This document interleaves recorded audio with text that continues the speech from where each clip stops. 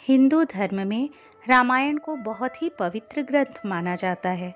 रामायण में भगवान राम के जीवन का उल्लेख मिलता है। रामायण का सार तो सभी लोग जानते हैं, लेकिन रामायण में कई ऐसी घटनाएं हैं जिनके बारे में बहुत ही कम लोगों को मालूम है। इन्हीं घटनाओं में से एक घटना है राजा दशरथ की पत्नी कैकेयी को वरदान मिलने से जुड़ी। इस वरदान के कारण ही कैकेयी ने प्रभु राम को 14 साल के वनवास पर भेजा था। कैकेयी अपने बेटे भरत से बहुत ज़्यादा प्रेम करती थी। उन्हें राम से बहुत सी आशाएं भी थी। फिर सवाल ये उठता है कि आखिर उन्होंने क्यों राम को 14 वर्षों के वनवास पर भेजा। आइए इसे विस्तार से जानते हैं।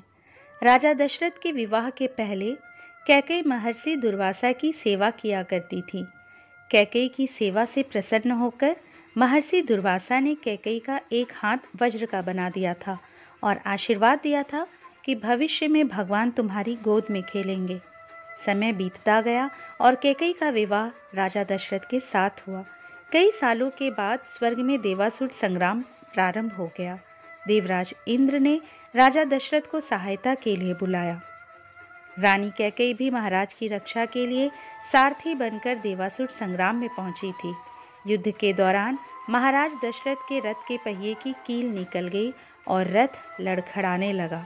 ऐसे में कैकेयी ने कील की जगह अपनी उंगली लगा दी थी और महाराज की जान बचा ली थी। राजा दशरथ कैकेयी के युद्ध भूमि में साहस से बहुत प्रसन्न हुए और उन्हें 3 वरदान मांगने के लिए कहा। कैकेयी ने उस समय प्रेमवश कह दिया कि इसकी जरूरत नहीं है, अगर कभी जरूरत होगी तो मांग लूंगी। कैकेयी ने राजा दशरथ को इसी वरदान के जाल में बाद में फंसा लिया और राम के लिए 14 वर्ष का वनवास मांग लिया। लेकिन राम के लिए कैकेयी ने 14 वर्ष का ही वनवास क्यों मांगा? इसके पीछे कई राज है, आइए जानते हैं।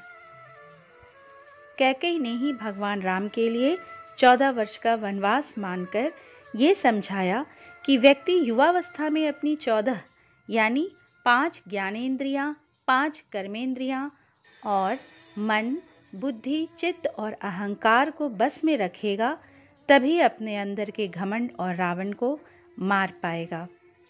जिस समय ये घटना अयोध्या में घट रही थी, उस समय रावण की आयु में केवल 14 वर्ष ही शेष बचे थे। ये बात कैकेयी जानती थी।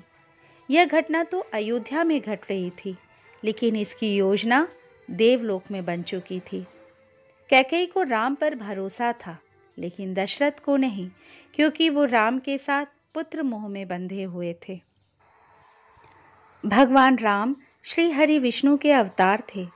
ये सारी योजना उन्हीं की बनाई हुई थी। इस योजना में भगवान राम ने माँ सरस्वती से मंथरा की मति में अपनी योजना डलवाई। मंथरा ने कैकेयी को वही सब सुनाया और समझाया जो माँ सरस्वती करवाना चाहती थी। इसके सूत्रधार स्वयं भगवान श्री हरि विष्णु थे। उन्होंने ही ये योजना तैयार की थी। वहीं दूसरी ओर कैकेयी ये जानती थी कि यदि राम अयोध्या के राजा बन गए तो रावण का वध नहीं होगा। इसके लिए वन में तप करना जरूरी था। कैकेयी चाहती थी कि राम केवल अयोध्या के ही सम्राट न बने रह जाएं, वो विश्व के समस्त प्राणियों के हृदय के सम्राट बने। इसके लिए राम को अपनी समस्त शोधित इंद्रियों और अंतःकरण को तप के द्वारा सिद्ध करना होगा। इसलिए उन्होंने राम के लिए 14 वर्षों का वनवास मांगा।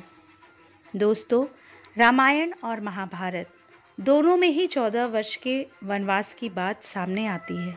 रामायण में भगवान राम को 14 वर्षों का वनवास भोगना पड़ा था, जबकि महाभारत में पांडवों को 13 वर्ष का वनवास और 1 वर्ष का अज्ञातवास झेलना पड़ा था।